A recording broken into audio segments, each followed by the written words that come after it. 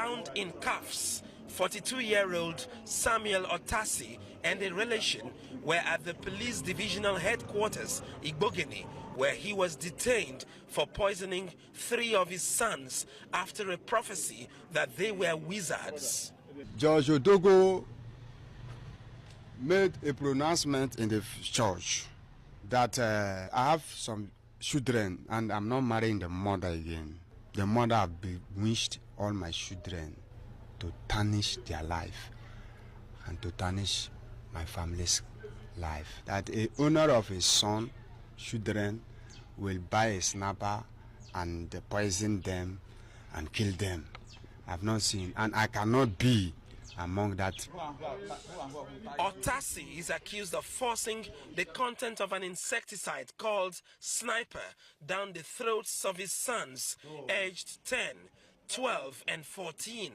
But the elders miraculously survived the lethal dose of the liquid.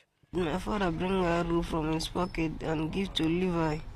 And Levi now tie me and my brothers down and give us the snapper to drink. I used my head and my legs to crawl out from the bush and now managed to escape. When he came, the hands were swollen and there were marks showing that I had been tied for a while, both on the hands and then the legs. So we began to treat him, ran some tests, began to treat him. In the evening, he got a bit conscious. He could talk, could call the name of his village. So he now told us what happened, that the father took them, said they were going to a church, and then along the line, he stopped, asked the bus to stop, and they went into a bush. When they got there, with one other man, I think his uncle or so, he tied all of them and forced them to drink Sniper. He was eventually brought to the police station here. When he had recovered a little, he now told us that 2 other of his siblings are still in the bush. By the time we got there, unfortunately, those 2 had already given up the ghost.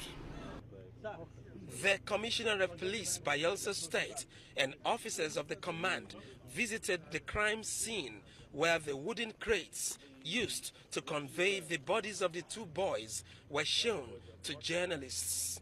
This is the scene where the whole incident took place. And the rescue.